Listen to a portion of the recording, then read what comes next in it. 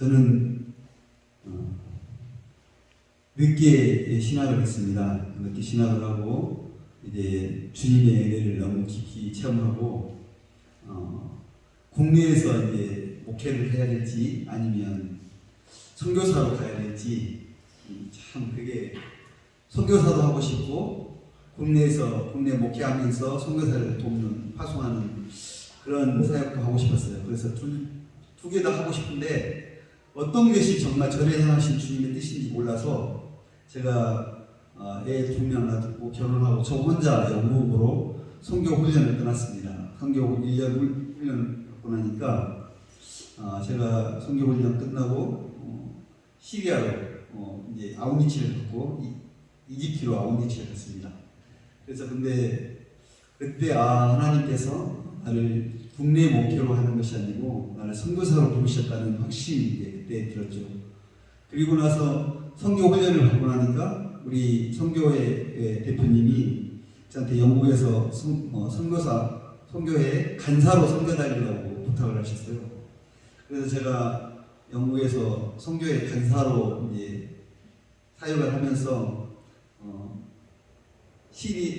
시리아로 제가 이제 아우니치를 떠났습니다. 선교생들, 후보생들 데리고 제가 이제 간사로 시리아로 아우니치를 떠났는데 그 시리아에서 제가 홀림을 받았어요. 주님이. 그래가지고 제가 영국에 돌아와서 바로 사임을 하고 간사 사임을 하고 바로 우리 막내가 셋째가 영국에서 태어났는데 걔 100일도 안 지나서 시리아로 갔습니다. 그래서 시리아 가서 100일 잔치를 하고 시리아는 우리나라하고 국교가 맺혀지지 않았어요. 그래서 대사관이 없습니다. 그리고 근데 대신에 북한하고는 해맹관계예요. 그래서 북한의 모든 사회주의 체제, 공산주의 체제가 시리아에 그대로 있고 사회 오보 담당대가 있습니다. 그래서 정보부 직원들이 5가정에 1명이 정보부 직원들이 있는 거예요. 그리고 북한에 있는 모든 생화무기는 시리아에 있어요. 그래서 북한과 시리아는 해맹강인데 우리나라하고는 수교가 맺어지지 않았기 때문에 우리나라의 대사관도 없고 정말 그 복음의 불모지예요. 근데 거기서 정말 재미있게 언어를 배우고 사역을 열심히 재미있게 하고 있는데 시리아 내전이 일어났죠. 그래서 시리아 내전이 일어나서 우리나라 그 시리아에는 우리나라 대사관이 없으니까 그 요르단 저 레바논에 있는 대사님이 대사에서 그 시리아를 방문하래요. 그래서 레바논에 있는 대사님이 오셔가지고 한국 교민들 다 모아놓고 2주 시간을 줄 테니까 다 시리아를 떠나라고 그랬습니다. 그래서 근데 2주 안에 안 떠나면 2천만 원의 이하 벌금이라든가 2년 이하의 징역이 찬다고 그래가지고 저희도 어쩔 수 없이 시리아를 떠났죠. 시리아 옆나라 요르단으로 사역지를 옮겼습니다.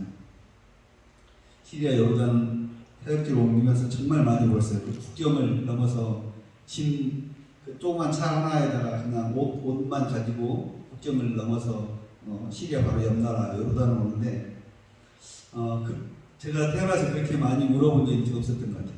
그 많은 친구들 사귀어놓고 정말 그 영혼들 막 피어나려고 하는데 못 닦인 꽃한 송이들 남겨놓고 제가 그 시리아 내전 때문에 어쩔 수 없이 우리 한국 정부의 명령에 의해서 떠날 수밖에 없는 그 안타까움. 정말 제 발에 큰 무거운 쇳덩어리가 이렇게 채워져 있는 것 같은. 그래서 정말 그 국경을 넘어가는데 그렇게 많이 눈물이 나더라고요. 근데 주님 어떻게 이러실 수 있냐고 그랬는데 제가 요르단에 가서 알았어요. 왜 주님이 저를 시리아 난민들보다 한 20일 정도를 빨리 요르단으로 출국하시게 하셨는지 사역지로 옮기게 하셨는데 요르단에 딱 제가 가니까 시리아 난민들이 그때부터 하루에 쏟아져 나오는데 3,000명, 5,000명, 10,000명씩 매일 이렇게 쏟아져 나오는 거예요. 그래서 저는 요르단에서 시리아 난민 사역을 시작을 했습니다. 시리아 난민 사역을 10년간 사역을 하다가 정말 재밌게 사역을 했어요. 하나님의 은혜로 시리아 난민들이 얼마나 어려운 환경에 처해 있냐면 시리아 바사드 대통령이 시리아 전투기를 전쟁의 적군을 위해서 써야 되잖아요. 시리아 전투기를 이용해서 자국민을 폭격해버려요. 전투기가. 그러니까 시리아 난민을 가는데 문도 볼 수 없는 처참한 관계. 뭐 이렇게 골이 진짜 골이 하나도 없이 다 빠져 있는 사람, 손 없는 사람, 별별 사람이 있습니다. 고총 맞아가지고 오는 사람들, 참 살기 위해서 그들은 맨몸으로 전망하고 맨몸 아무것도 가져오거든요. 맨몸으로 그냥 옷만 걸치고 온 거예요. 그런 사람들, 그런 난민들을 그때는 저희들이 유엔에서도 돕지를 못해요. 유엔에서 도울 때는 국가 간에 이런 협정이 맺어져야 돕기 시작하거든요.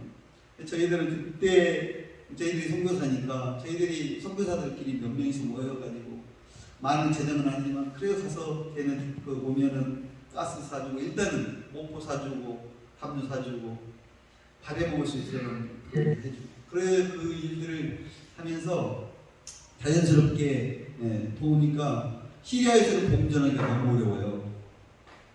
북한 사회주의 5 담당자가 있어서 5가지는 한간이 있기 때문에.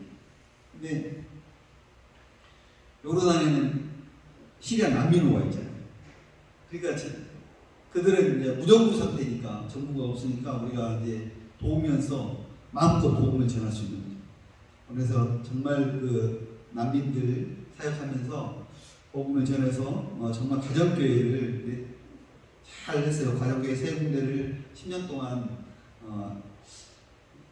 하면서 정말 행복하게 사역을 했는데 제가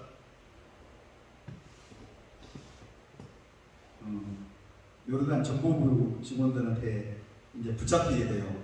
붙잡혀가지고 내 시리아 친구는 하고 저하고 수갑 하나로 제 시리아 친구는 오른쪽에 저는 왼쪽에 이렇게 채워가지고 끌고 다니면서 이제 조사를 받죠. 조사를 받으면서 참 많은 것을 느꼈습니다. 그리고 조사를 받고 이제 저를 이제 감옥에 넣기 위해서는 뭐가 필요하냐면 제 건강 진단서가 필요한 거예요.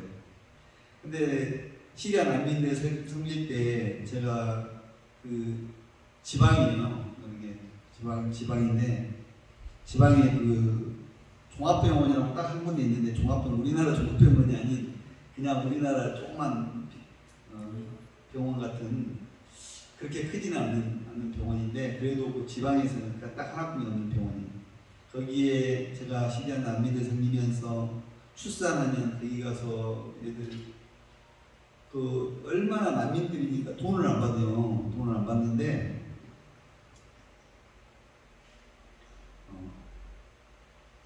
그건 무슨 수술? 이거 수술해서 낳는 제왕절개 수술해서 나도 3시간이나 4시간 있다가 퇴원해야 돼요. 돈을 안 받고 애를 받아준 대신. 그러면 제가 가서 이제 의사 선생님 담임선생님 만나가지고 어떻게 제왕절개 했는데 아무리 난문이라고 그랬지 4시간 만에 퇴원해라 그냥 이틀만 더 있게 해달라. 그래서 이제 제가 돈 내고 이틀치 비워내고 그 다음에 영양제 하나 놔달라.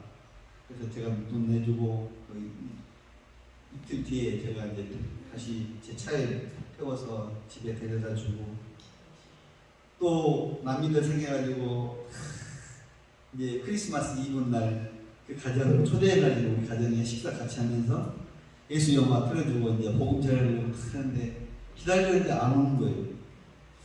이게 왜 안 오나?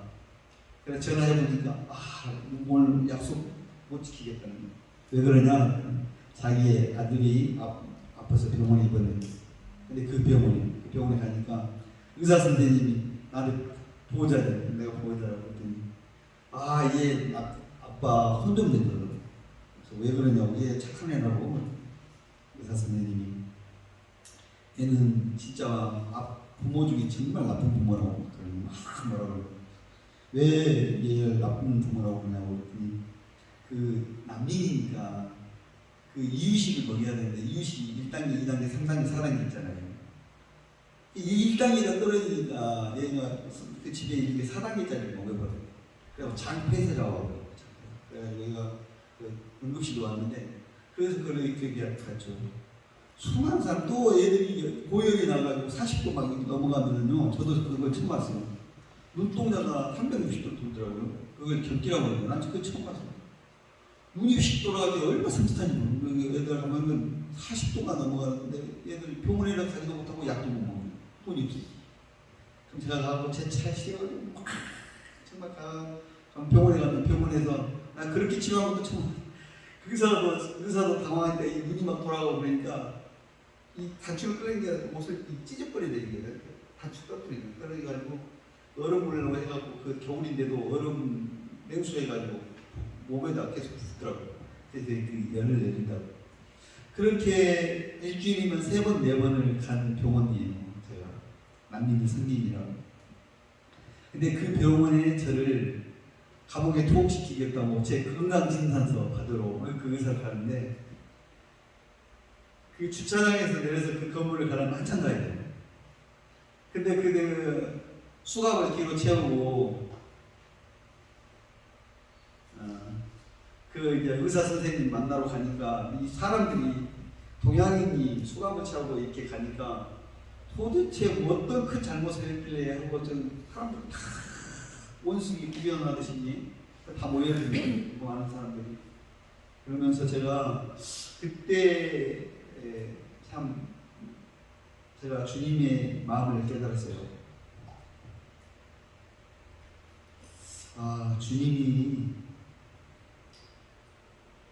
십자가 골고다에 만들어 가실 때 이런 기분이셨구나 하는 걸 내가 처음 그때 깨달았고, 그리고 이제 감옥에 이제 들어가 있는데 정말 놀랍. 지금까지 제가 선교사로서 살아가면서 목회자로 살아가면서 이렇게 주님을 깊이 만나본 게 처음이에요. 감옥에 있는데 주님이 진짜 찾아오시잖아요. 그리고 주님이 저를 위로하시는데 이 인간의 이 조그만 눈 있잖아요. 이 눈에서 그렇게 뜨거운 눈물이 나올 수 있다는 게 너무 놀랬고, 여기 눈에서 여기까지 볼을 타고 흐르는 이 눈물이 얼마나 뜨거운지 제가 제 볼이 대인이었어요. 그렇게 2시간 넘게 주님 오셔서 울고 이렇게 정말 주님이 깊이 만났습니다. 그래서 감옥에 찾아오시는 우리 주님, 그래서 감옥에 와서 저를 위로하시는 우리 주님, 그 주님은 정말 살아계십니다. 그래서 지금 이 시간 우리와 함께하고 계십니다. 저는 그 감옥 안에서 정말 저렇게 주님을 뜨겁게 깊이 만나보는 거예요.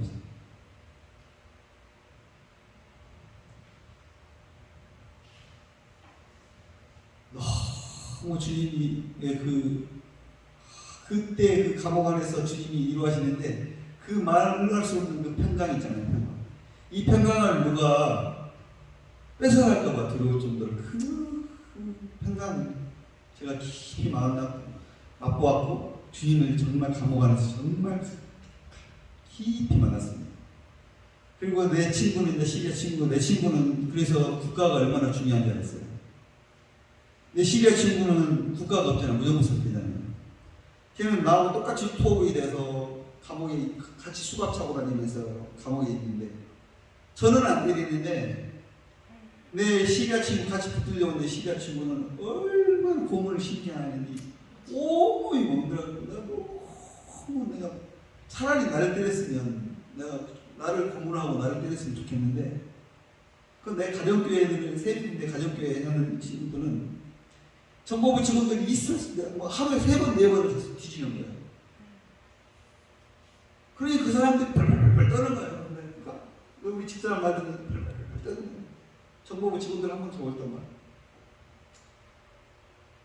말이에요. 너무 힘들더라고요. 그거는 제가 당하면은 먹는데, 저는 한국 사람이라고 그래도 우리나라 국적이 있기 때문에 때리질 않더라고요. 그리고 저는 오히려 저를 점심도 사주고, 이 조사할 때, 오히려 뭐 먹고 싶냐고, 그리고 목마르지 않냐고 그러면서 또 음료수도 사다 주고. 근데 내 지금 밥을 먹든지 말든지 신경도 안 써. 그리고 제가 이제 그렇게 해서 이제 감옥에 투옥이 되는데, 감옥이 얼마나 더러우면, 나 그런 감옥은 살기 처음.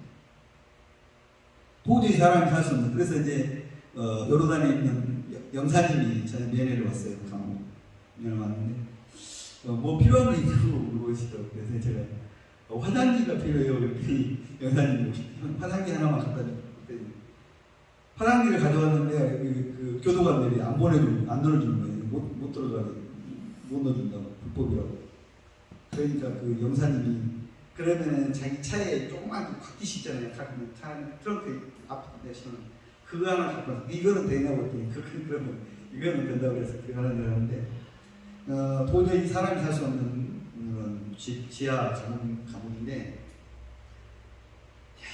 난 진짜 그 지하니까요, 후황이 있잖아요. 이 후황이 4개가 돌아가는데 쇳덩어리로 그 돌아가는 소리가 꼭 탱크 돌아가는 소리 같아요.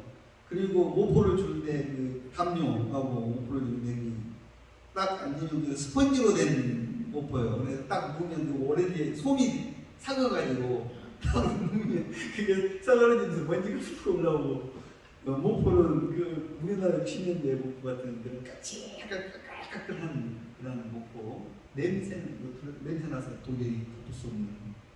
또 화장실을 씻을 수도 없고, 화장실 그냥 딱 하나 있는데 수도도 없고, 그곳에서 이제 저를 투옥시켜가지고 저를 거기서 있는데, 근데 저는 그 안에서 처음에는 너무나 여기가 지옥 같다는 생각이 들었어요.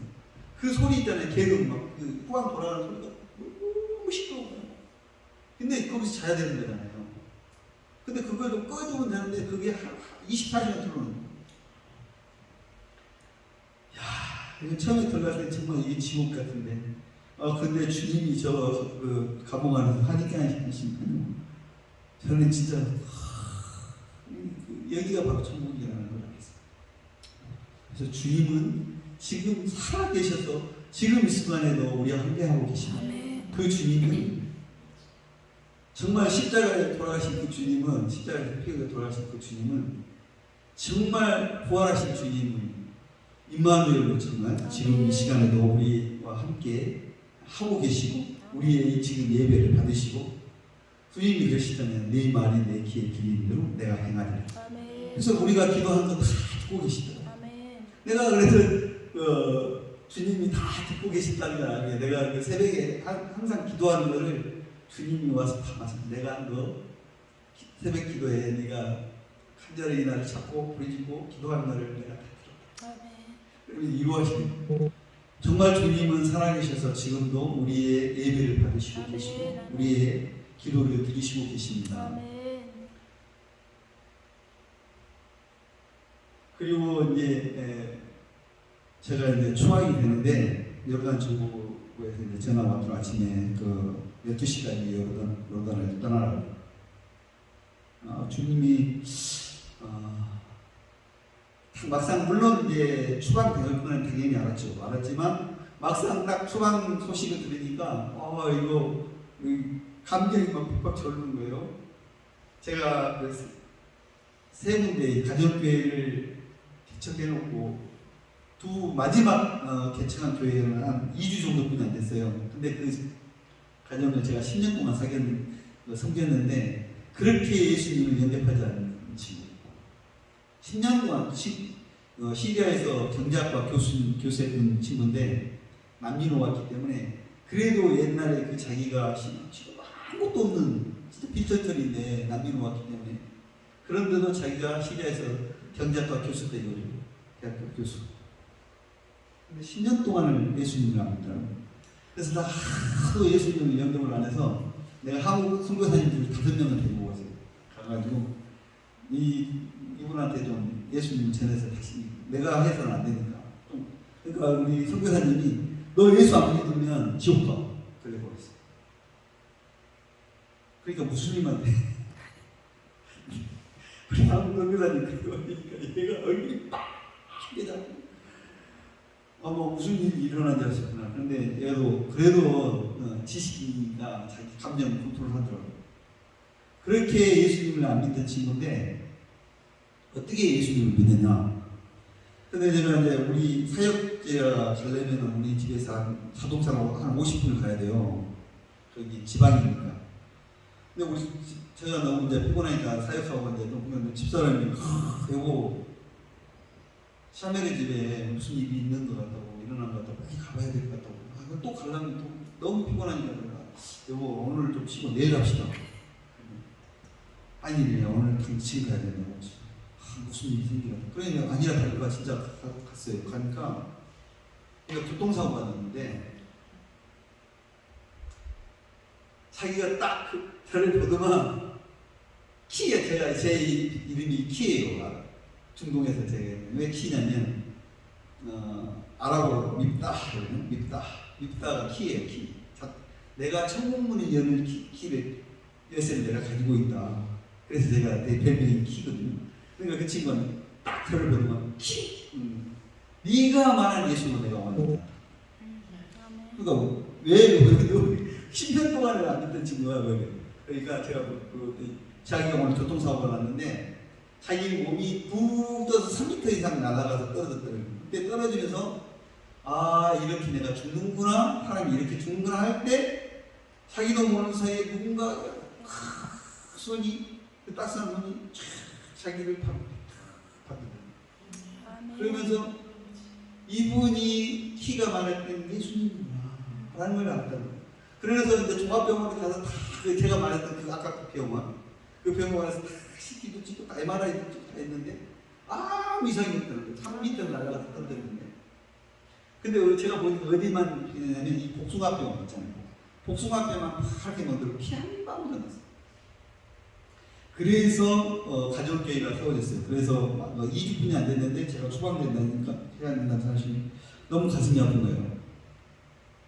제가 가정교회 세 군데가 개척될 때 뭐 시간이 없어서 다 매길 간증을 못하지만 제가 한 게 아니고 우리 주님이 하셨어요. 그렇기 때문에 저는 제가 자랑할 것도 없고 제가 뭐 저만 뜰 필요도 없어요. 왜냐하면 이런 식으로 주님이 역사를 하셨기 때문에. 그리고 한 가정이 또 그거 정말 뺀질이 가정이 그 무슬림 가정인데 완전 무슬림 벌수 무슬림. 그래서 우리한테 도움을 받으려고 그냥 형식적으로 우리를 만나준 것뿐이지 자기가 예수님을 영접한다고 하기는 해. 하는데 자기 예수님이 크리스찬이라고 얘기해. 근데 언제 우리한테 걸렸냐면 우리 집사람이 우리가 예배를 드리거든요. 이제 자기가 믿었으니까 예배를 드리자고 해서 예배를 계속 드리는데 한 2달 드렸어요. 가정교회는 그때는 안 하고 그냥 이제 말씀만 들려주고. 그런데 그날은 우리가 차가 안 밀려가지고 한 20분을 먼저 도착한 거예요. 우리가 약속 시간보다. 그랬더니 우리 집사람이 꿈에 오늘 그 가정에 갔는데 걔들이 뭔가 우리한테 속이고 있는 것 같다는 거예요. 그래서 자기가 꿈을 꿨는데 우리가 딱 가니까 막 뭘 감추고 막 부산하게 하면서 감추는 꿈을 꿨다는 거예요. 우리 집사람이. 그런데 우리가 우연치 않게 20분을 먼저 간 거예요. 그 집에 성경 공부하러. 근데 가니까 우리님들이 그 양탄자 깔아놓고 이게 절하는 거 있잖아요. 5번 이걸 하고 있는 거예요. 그거나 우리한테 들켜버리고 우리한테 들켜가지고 쟤네들도 민망하니까 얼마나 창피한. 근데 우리 집사람이 그 꿈으로 이미 보여주신 거예요. 그래가지고 야, 난 너한테 진짜 실망이다. 나한테 이렇게까지 해놓고 예수님 믿는다고 해놓고 지금 뭐 하는 거냐. 그럼 막 배우고 퍼넥했는데 그리고 나서 이제 저도 화가 나니까 뭐 배신감도 느끼고 그래서 한 2주를 안 가버렸어요. 갔는데 전화가 온 거예요. 키를 막 울어요. 막 그래서 왜 그랬더니 말은 안 하고 막 울기만 하는 거예요. 그래서 궁금했는데 또 2주 동안 안 갔잖아요. 그러니까 이제 갔어요. 제가 방금 신방을 가보니까 유방암 걸렸다고. 그래서 뭐 그런 나한테 이제 키가 이러다 죽는 거야? 뭐 그런 거야. 우리 엄마도 시리아에서 유방암으로 죽었다고. 나도 유방암으로 죽는 거야. 뭐 그러면서 막 죽는 거야. 근데 또 그렇게 믿다가도 왜 이렇게 극률한 거지? 그렇게 울고 있으니까 영혼이 그렇게 극률한 거야. 말와 내가 장담하는데 너 안 죽어. 나도 대장암 걸렸었는데 나 안 죽어. 멀쩡하잖아. 나도 대장암 걸렸었는데 주님 치료해 주셨어. 우리 교인들이 간절하게 중보기도 해가지고 내가 수술할 날짜에 마지막 한 번 더 이게 체크했는데 암이 없어졌다고. 그래서 나 지금까지 건강하다고. 너 정말 예수님 믿으면 우리 요한복음 그때 계속 읽고 있었거든요. 요한복음에 그 뭐 죽은 나사로 얘기할 때 제가 막 그 친구도 막 울고 그랬어요. 서로 하자는 거. 하나님 우리 주님은 천일을 창조하시기 때문에 이 창조의 그 크신 능력으로 고칠 수 있다고. 그러니까 정말 예수님이. 그런데 정말로 얘가 그래서 우리가 믿냐? 그러니까 감 믿는데요. 그래서 그러면은 우리 가족들 우리 자녀들 3명, 우리 가족 5명 항상 우리가 팀으로 가거든요. 그래서 니네 가족들 다 와가지고 서로 같이 기도하자. 간절히 기도하자. 그래서 근데 정말 간절히 기도했는데 그 병원에 가서 쓰였는데 또 유방암이 없어요. 사라진 치유하신 완전히 치유하셨어요. 그래서 그 가정도 그래서 가정교회가 그래서 또 세워진 거예요. 그래서 이 난민들은 애들을 자녀를 많이 낳아요. 원래 그 무슬림들은 최소한 5명에서 10명이에요. 그러니까 한 가정이 가정교회가 되면 30명은 아무것도 아니에요. 이웃들 다 이렇게 놀러 저기 같이 와 있거든요. 사촌 뭐 가족들끼리 있으니까 가정교회를 해도 30명은 금방 보여요.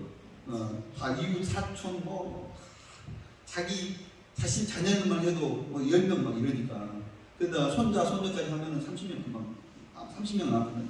그래서 이거 다 그렇게 세워졌는데 그러니까 저는 가정교회를 이렇게 하면서도 제가 했다고 하지를 못해요. 제가 사역한 게 아니고 주님이 하셨기 때문에 주님이 그 역사를 하셨기 때문에 정말 기적과 이적이 얼마나 많이 일어나는지요.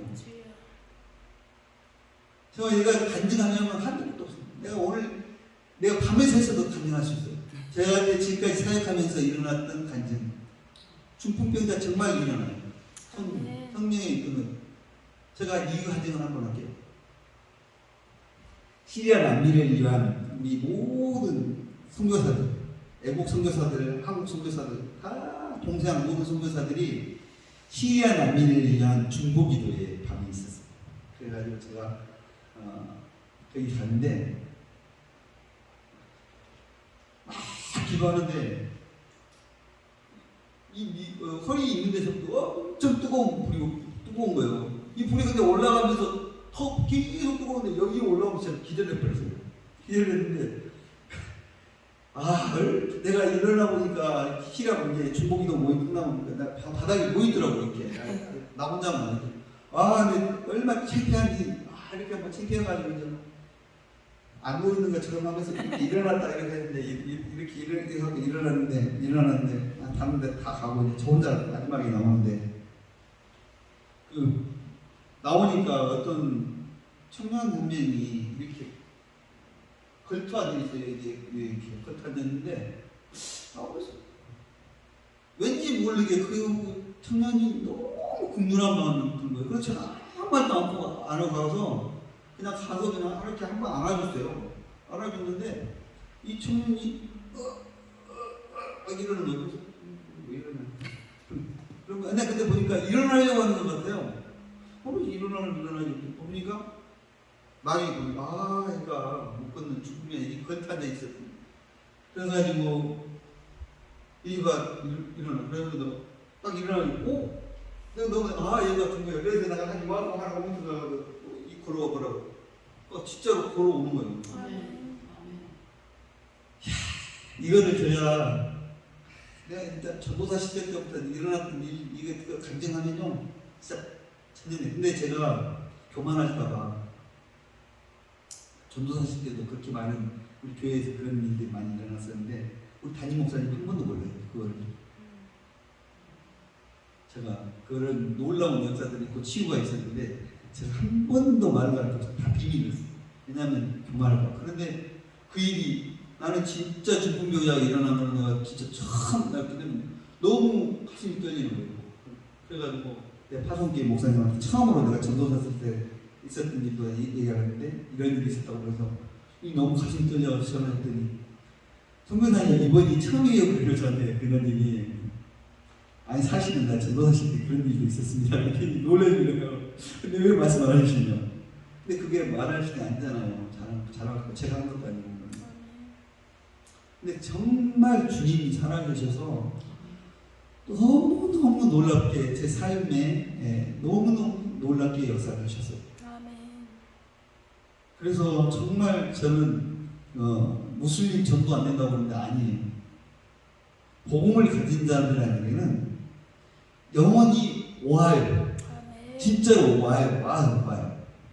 나를 구원해 주세요 하는 간절한 몸부림이 그들에게 있어요. 왜냐하면 우리는 영적이기 때문에. 그래서 그 놀라운 일들을 정말 많이 경험했어요. 오늘 이상하게 감정적으로 많이 막 빠지는데 정말 그런 걸 제가 별로 안 좋아하는데 정말 우리 주님 살아계십니다. 그리고 내가 이제 추방이 돼서 이제 오잖아요. 추방 되는 텐데 아침에 전화를 받았어요. 오늘 12시까지 주요단을 떠나라. 그래서 이제 막상 진짜 항상 추방을 걱정 안 하면 언제든지 내가 추방하면 나 간다. 그 생각을 하고 사역을 했기 때문에 추방이 별거 아닌 줄 알았어요. 근데 막상 딱 추방이 딱 소식을 들으니까 이 감정이 막 무너지는데 저 이제 2분이 안 된 우리 교수님 가정교회는 어떡하나 그런 생각 들으니까 감정이 추스리지가 않는. 그러면서 이제 12시까지 출발을 떠나야 오후 되니까 전 또 이메일 한 통을 받았어요. 이메일 한 통을 받는데 미국의 시카고 트리니티 대학교에서 연락이 왔어요. 우리 자녀들 2명이 원서를 냈는데 2명 다 4년 전에 장학생으로 줄 테니까 우리 학교에 자기 학교 보내라고 연락을 받았어요. 그래서 야 하나님 아침에는 우리를 추방하라고 그런 슬픔에 잠겨 있는데 또 오후에는 이렇게 기쁜 소식을 하나님 주시고 위로하신 하나님을 또 경험하게 됩니다. 그리고 이제 제가 짐을 싸게 되죠. 짐을 싸는데 한국으로 와야 되니까 추방돼서 이제 한국 와야 되는데 짐을 싸는데 우리가 요르단에서 10년 살았을 때 얼마나 짐이 많겠어요. 침대, 소파, 세탁기, 냉장고 그 많은 짐들을 정말 가져올 게 아무것도 없더라고요. 한국도.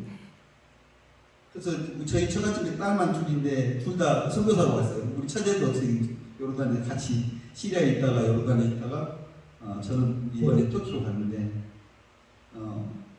이제 내 처제하고 동서가 내가 추방되니까 겁먹어가지고 막 왔어요. 놀래가지고. 그래가지고 형부가 받고 싶은 금액만 여기다 올려놔. TV나 세탁기에다. 그러면 내가 다 팔아가지고 형부 통장에 입금해줄게. 그러는 거예요. 처제 잠깐만 기다려봐. 오늘 하루 저녁만 나한테 시간만 줄래? 내가 기도하는데 우리 한인 커뮤니티 소사이어티가 굉장히 발달되어 있어가지고 한돈 10,000원짜리 하나도 내놓으면 금방 팔려요. 그리고 자동차도 요르단은 관세가 100%예요. 그리고 우리나라에서 1,000만 원이면 요르단에 살려면 2,000만 원. 근데 중고차도 엄청 비싸요. 그런데 제가 기도하는데 성령님은 너 거저받았으니까 가져줘라. 그리고 또 한쪽에서 또 사단을 내려주는데 너 이거 자동차랑 이런 거 팔아가지고 현금 챙겨가지고 한국에 안 가면 너 5식구 어떻게 먹고 살래? 사단이 이렇게 속삭이는 거예요. 그래서 그래도 내가 주의 종이고 내가 선교사인데 성령의 음성에 내가 내가 순종해야지. 아멘. 그리고 돈 한 푼, 내가 그거 팔면 몇 천만 원을 갖고 있었어요. 여기다 자동차도 새 자동차를 샀으니까.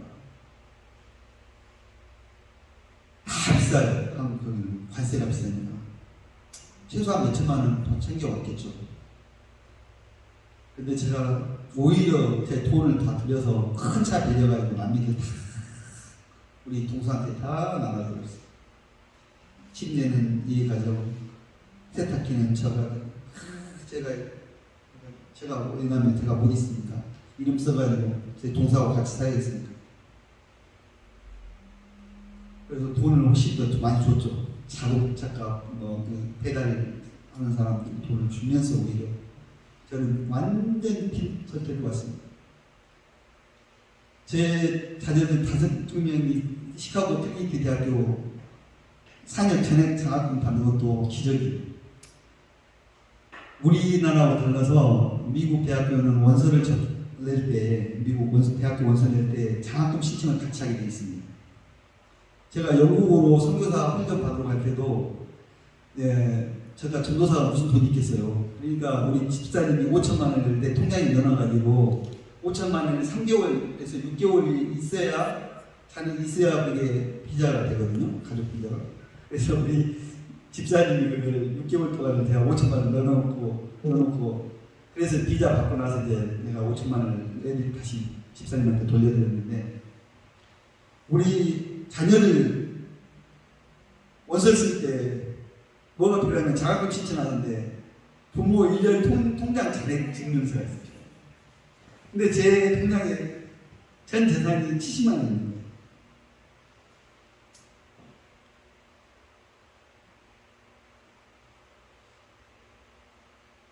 지금까지 살면서 그렇게 자녀들한테도 성교사 찾냐, 목회자 찾냐, 자부심이 가요. 정말 우리 자녀들한테 이렇게 딱지가 좀 그렇게 자부심이 가요. 그런데 그때만큼 내가 치구멍이를 들고 싶어. 통장 차려 70만 원, 내 전재산이 70만 원. 예진아, 너는 잠깐만. 그걸 끼워놓고 아빠가 참 내일한테 여목이 없다.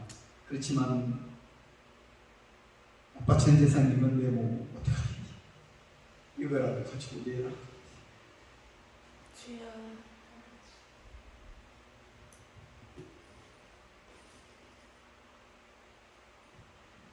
근데 하나님은 4년 전에 장학생으로 그냥 1년에 학비만 일으키면 그렇게 해주셨고 한국에서 이제 요르단에서 초방돼서 오는데도 짐을 정리해야 되는데 정말 가져올 게 없더라고요. 우리 막내 영국에서 태어난 막내는 참 영국에서 우리 영국 교회 사람들한테 참 많은 사랑을 받았어요. 우리가 정말 우리가 전도를 많이 했거든요. 그 교회 영국 교인 과정이 없었는데 제가 영국에서 훈련받고 간사하면서 그 교회를 부흥시켜가지고 그 교회가 한 200~300명이 나온 큰 교회가 되어버렸어요. 그래가지고 그 교인들이 저희 가정을 얼마나 섬겨줬는지 우리 막내 유진이가 그 영국에서 태어날 때 옷이 있잖아요. 영국 사람들은 뜨개질을 해가지고 그 신생아를 줍니다. 그 다음에 그 세례 받을 때 받는 이것부터 시작해서 갖다 들고 요 같은 것도 갖다 들고 그래가지고 옷만 한 200벌 받았어요. 그만큼 사랑을 많이 받았습니다. 우리가. 그러니까 얼마나 이쁜 인형들을 많이 사줬겠어요. 근데 그거를 우리 유진이가 인형을 한국에 다 모아놓은 거예요. 이제 저도 한국에 올 때 못 갖고 올 줄 알았는데 인형을 다 모아놓고 또 다시 원위치 갖다 놓고 또 갖다 놓고 와서 인형들 바라보면서 또 갖다 놓고 그러면서 또 막 하고 있을 때 내가 유진아 너 이 인형 다 갖고 싶지 대답 대신 아침에 눈물로 대답을 하더니 그러면서 제가 그랬어요. 유진아, 우리가 한국 갈 때 우리가 갖고 갈 짐도 없는 것 없잖아. 우리가 가지고 갈 때. 근데 진짜 우리가 죽어서 천국 갈 때는 뭘 가지고 갈 수 있겠니? 아무것도 없는데 우리가 천국 갈 때 다 가지고 갈 수 있는 게 있다.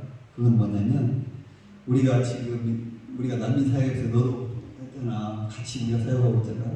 우리가 사역하고 있고 하나님 영광 위에 사는 이 상금만큼만 우리가 천국 갈 때 가지고 갈 수 있어. 그러니까 울음을 그치더라고요.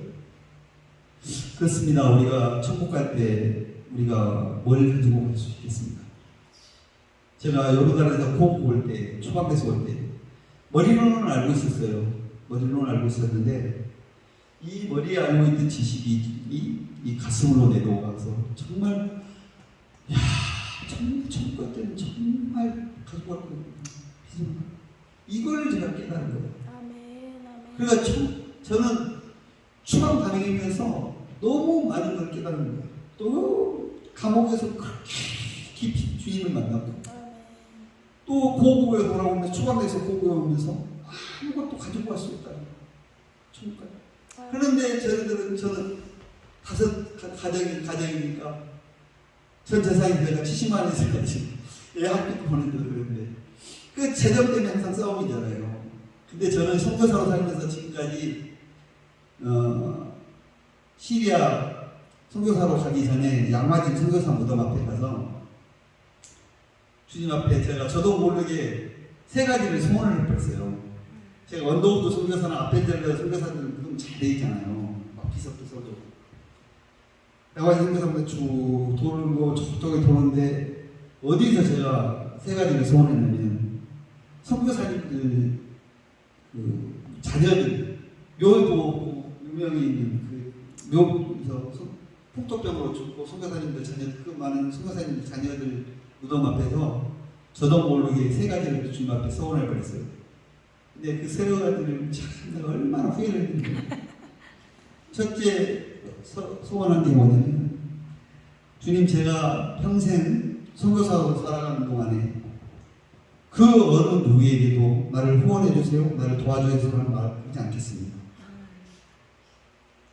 두 번째 소원했던 것이 주님 내가 선교사로 살면서 주님이 받아야 될 영광을 가로채는 선교사가 되지 않겠습니다. 세 번째는 내가 얘기하려 했으니까 주님과 근데 제가 그걸 해보고 보니까 이게 참 너무너무 힘든 어려운 걸 소원을 드린 거예요. 재정적인 건 항상 보잖아요. 가서 식구가 얼마나 힘들어요. 근데 정말 제가 그 소원을 한번 깰 수밖에 없는 상황이 왔어요. 왜냐하면 우리 애들 학비를 못 내가지고 빨간 딱지 그렇게 나와가지고 내가 마지막 처음이자 끝 마지막으로 내가 처음으로 내가 우리 형님한테 전화기를 들었어요. 한 번만 도와달라고 전화하려고 전화기를 딱 드는 순간 주님이 말씀을 하시는 거예요. 내 음성, 주님 음성을 내 가슴으로 사랑하는 종아, 너는 도울 힘이 없는 방백들을 의지하지 말고 나를 의지해라. 그 음성이 딱 가슴에 매달치는데 저도 몰래 그 도와달라고 전화 드렸던 그 전화를 제가 땅에 팍 떨어뜨렸어요. 딱 들고 바로 고백했어요. 내가 주님 앞에 소원한 걸 내가 주님 약속을 깨뜨릴 뻔했어요. 믿음 없는 나를 용서해 주세요. 오했는데 그리고 딱 기도가 끝났는데 전화가 한국에서 왔어. 전화가 딱 왔는데 내 동기 목사님이었어요. 조경원 선교사님 어제 자기 꿈에 나타났는데 조경원 선교사가 자녀들을 보면서 울고 있더라는 거예요. 그래서 자기가 생각을 했다는 거예요. 왜 조경원 선교사님이 자녀들을 보고 울고 있을까? 쳐다보면서. 그러니까 자기가 생각하니까 학비가 없어서 울고 있는 거 아닌가? 그런 생각이 들어서 나한테 돈을 입금했으니까 그 학비에 붙었으라고 했는데 딱 그 학비에 딱 있는 금액이에요. 그래서 내가 그 이후로부터는 내가 아무리 힘들고 어려운 상황이 있어도 내가 주님 앞에 서원한 것을 지켜나갔어요. 이거 소원 지키는 건 처절한 몸부림이 있습니다.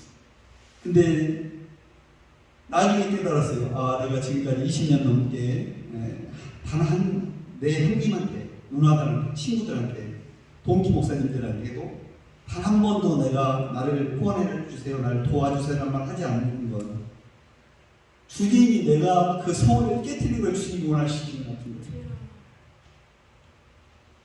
그래서 저 시리아 난민들 사역하면서요, 저는 정말 후원자가 없습니다. 파송기회로 열악하고, 근데 정말 저를 후원한 지가 한 20년도 안 돼요. 근데요, 한 달 이렇게 사역을 되돌아보면 그 좋은 교회에서 후원해서 온 사랑의 교회나 이런 데서 온 그 선교사님들보다 제가 훨씬 더 많은 사역을 했고, 훨씬 더 그들보다 3배, 4배의 재정을 그 시리아 난민들 도와줬어요. 그건 기적이에요. 제가 5월 5일 어린이날 하니 이번에는 오늘 시리아 난민 어린이들에게 좋은 장난감을 선물해 주고 싶습니다. 메이드 인 차이나가 아니고 정말 좋은 장난감. 그런 말로만 이렇게 생각만 하고 이렇게 했는데 항상 저는 돈이 없잖아요. 근데 난 후원자도 별로 없고 그러니까. 근데 이런 모를 사람은 제 통장에 들어와 있어요. 근데 그거를 10년 동안 그랬기 때문에 이거 근데 한 달씩 지나보면 우리 동서는 비교가 안 되는 비교. 저랑 4배 이상을 제가 훨씬 더 많이 시리아 난민을 도울 수 있었어요. 그렇다면 단 누구에게도 단 10원짜리 하나만 나 도와주세요, 후원해 주세요 안 했어요. 하나님이 하시는 거예요. 아멘. 그래서 저는 재정적인 문제는 지금도 제가 그 어느 누구에서 어디에 가서 저는 당당히 말할 수 있습니다. 그러나 선교사님들 이렇게 있는 데 가서는 조심해야 되고, 그걸로 내가 공격을 많이 하죠. 정말 우리 주님 살아계시고요.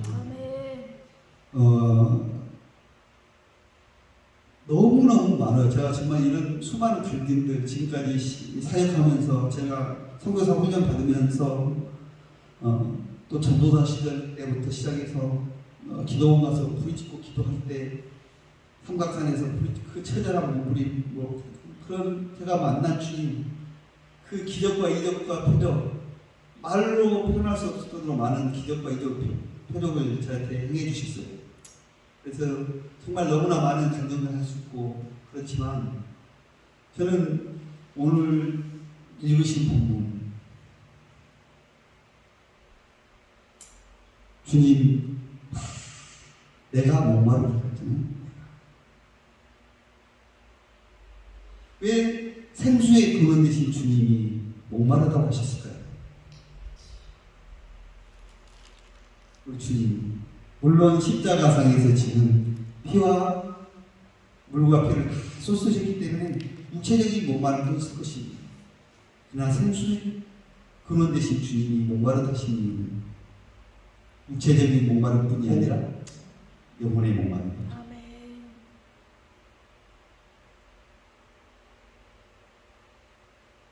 저와 여기 계신 우리 사랑하는 우리 동역자님들, 우리 목사님, 우리 정말 천국 갈 때 아무것도 가지고 갈 수 없습니다. 아멘. 적시로 왔으면 적시로 갈 수밖에 없습니다. 적시로 갈 수밖에 없는데 아무것도 아니거든요. 정말 저 정말 없어요. 돈.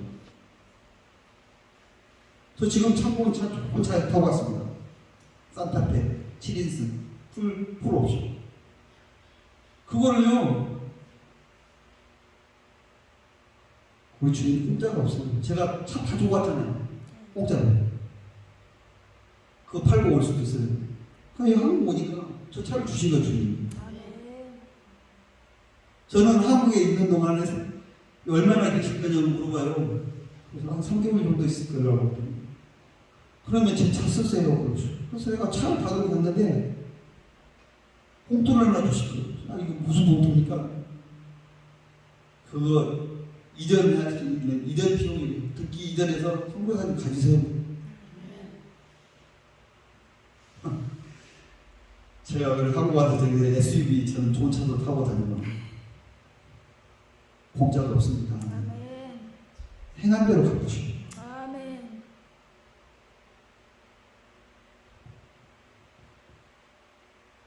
목마릅니다. 자꾸 목마릅니다. 저 지금도 성경을 지금 간사하고 있으면 제가 시간 나면요 동대문에 가서 큰 내가 예수천국 불신지옥 이 큰 거 목에 걸고요 동대문 시장을 누비면서 노방전도 하고 있습니다. 주여 아멘. 한 영혼에 대한 목마름이 있어요. 아멘. 주님의 마음이 그 목마름이 없으면 어떻게 사역을 할 수도 있습니까? 주여 아멘. 아멘. 저는 정말 목말라요. 근데 추방돼서 이제 터키로 갔어요.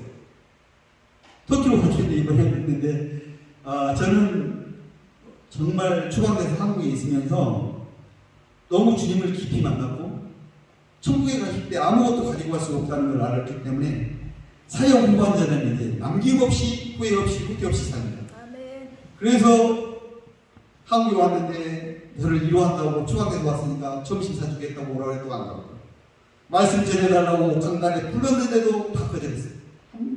딱 간대는데 동기 목사님 한 분 내하고 내 파송기에 안 갔어요. 왜냐하면 시간이 너무 아까운 거예요. 그 시간에 내가 준비해서 사역 후반전은 내가 정치 쓰임받게 그래서 정말 비장한 각오로 저희 집사람하고 저하고 준비하게 돼요. 낮에는 도서관에서 밤에는 산에 뒷산 가서 기도하는 거예요. 부딪히고 기도하는 거예요. 영어 교사 자격증을 땄고 아내도 땄고 저도 땄고 그 다음에 어성경 읽어지는 전문 강사 자격증을 땄고 그 다음에 메타버스를 이용한 교회 네트워크 공부를 했고 성교회 강사를 2번을 섬겼습니다. 그래서 정말 저는 참 준비됐다고 했는데 그래서 이제 터키로 갔어요. 터키로 갔는데 정말 하나님 참 해도 너무 맛있다는 생각을 했어요. 터키에서 비자를 거절해가지고 지금 이게 그래서 지금 한국에 와 있는 거예요.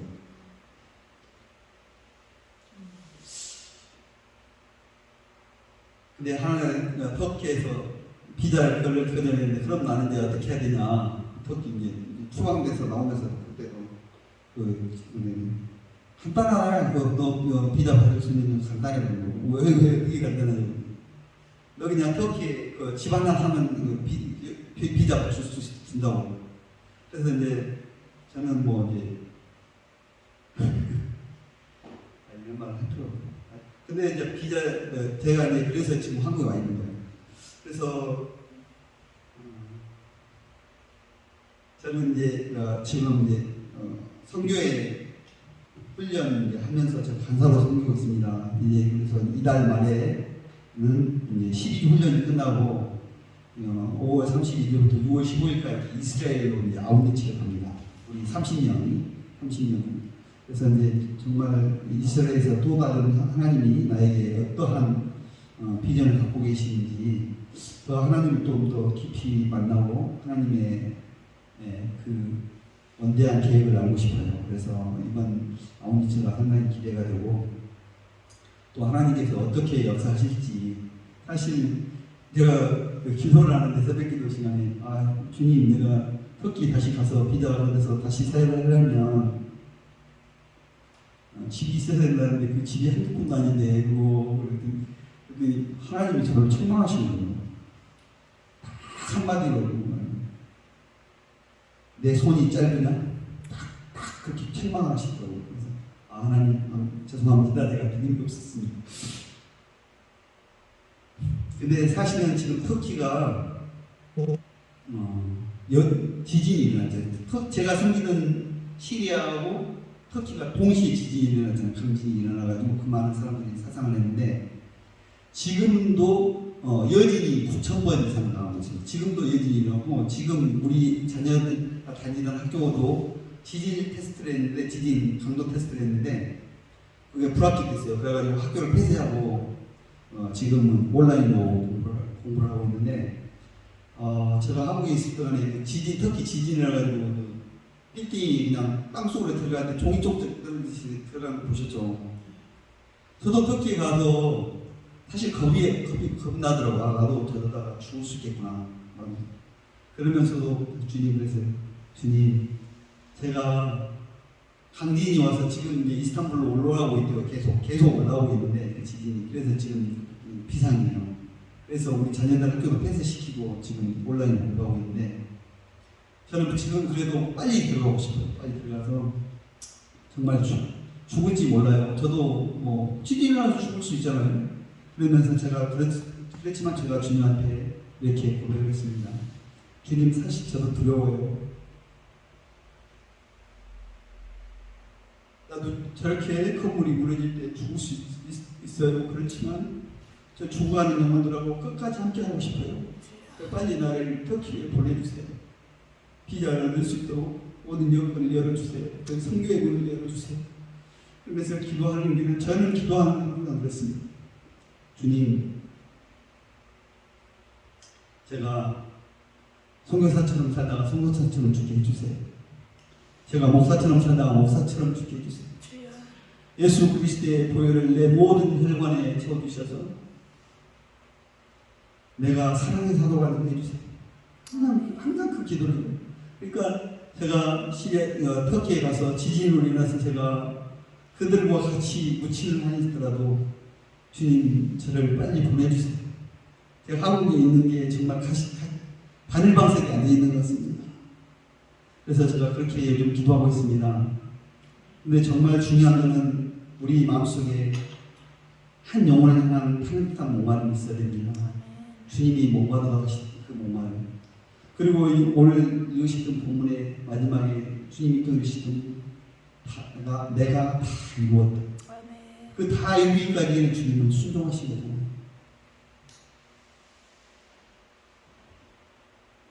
저도 지금도 기도 제목이 있다면 주님 말씀하시면 100% 순종할 수 있는 순종의 종이 되겠다. 그게 제 기도입니다. 그래서 우리 주님이 다 이루시게 하세요. 우리는 걱정할 것도 없고 염려할 것도 없습니다. 이미 승리하신 우리 주님의 뒤를 우리는 순종하고 따라가기만 하면 됩니다. 그 순종이 안 되기 때문에 살기 힘들고 어려운 거죠. 그 순종만 배워보세요. 왜 어렵습니까? 저 교회 이번 지금 간사회하면서도 우리 훈련생들, 목사님들 많아요. 제가 아무리 시간 없어도 거기 가서 기도해주고 그래요. 그래서 지금 막 부흥이 일어나고 있습니다. 좀 전에 오는데 저러고 와, 간사님, 우리 교회 새신자가 계속해서 들어오고 있습니다. 제가 기도했는데 막 자기 막 몸이 진동을 한다는 거예요. 그날 가가지고 같이 기도하는데 자기 진동. 그런데 이게 내 자랑이에요. 이게 내 자랑이 이게 아니고 정말로 주님이 지금 순종만 하면 있잖아요. 순종하고 정말 주님 뜻대로 하시면 일어난다는 거죠. 왜요? 내가 복음이 제대로 하나님 앞에 서 있으면요. 근데 복음을 듣기 위해서 자기도 나를 만나야 산다는 걸 알거든요. 영혼들이 영적이기 때문에. 그래서 와요. 향기가 있으면 나비가 오듯이 와요. 영혼들이. 우리 교회도 마찬가지로 우리 지금 훈련 받는 우리 목사님들 교회에 가보니까 다 문 닫기 직전이에요. 교회. 그래서 내가 막 심어주고 위로해주고 격려해주고 주님 살아계신다. 기도 들으신다. 응답하신다. 내 말이 내 귀에 들리면 내가 응답하신다 했다. 묻고 듣고 순종해라. 그리고 묻고 듣고 순종하는 거예요. 연습해 거예요. 12주 동안 계속 묻고 듣고 주님 뭐라고 기도답게 해라. 기도를 다시 가르쳤어요. 목사님들 지금 성공하거든요. 그런 기도는 무당들이 하는 거예요. 기도를 다시 기도하고 주님의 음성 듣는 세밀한 성령의 음성 듣는 거. 순종을 가르쳤어요. 그랬더니 지금 교회들이 막 부흥이 되는 거예요. 내가 저장으로 맡고 있는데 그냥 내 조원들, 목사님들 놀라운 부흥이 일어나고 있어요. 그래서 우리는 죽기, 순종하되 뭐 어떻게 해요? 죽기부터. 이거만 하면 돼요. 순종. 아멘. 딱 오늘 말씀드리고 싶은 키포인트 두 가지입니다. 내가 목마르다. 주님의 그 목마름, 한 영혼에 대한 목마름이 있고, 아멘. 내가 주님 앞에 100% 순종만 되면, 내가 주님 이거 해주세요, 저거 해주세요라고 말하지 않아야 됩니다. 나 주님 앞에 내 재정 얘기해본 적이 없어요. 큰 단 한 번도 never ever 나를 도와주세요, 후원해주세요 해본 적이 없어요. 근데 나는 항상 넘치지는 않지만 항상 떨어져서 주님의 영광 드린 적이 한 번도 없어요. 선교사들 만나면 제가 다 대접합니다. 제가 한 번도 제가 선교사들한테 다 얻어보고 그런 적이 없어요. 왜요? 주님 살아계시기. 그래서 우리 기도를 들으시고 임마누엘을 함께 하시고 그 주님을 믿으시고 우리 이 마지막 때입니다. 이제 주님 오신 날 정말 가까웠어요. 주님 오시면 백자국 소리가 들리시죠? 우리 천국 갈 때 정말 10원짜리 하나 못 갖고 갑니다. 그 10원짜리 못 갖고 가기 때문에 마음 뺏기고 기쁨을 잃어버리지 않았으면 좋겠습니다. 우리는 명심하십시오. 우리의 시민권은 천국에 있습니다. 주님의 제자답게, 주의 종답게 우리는 주님 앞에 영광 돌리는 그런 삶을 살아야 돼요. 그래서 이 마지막 때 전도제자, 선교제자, 이 시대의 남은 자로 하나님께 영광 돌리는 저와 우리 모두가 됐기를 주님의 이름으로 축원드립니다.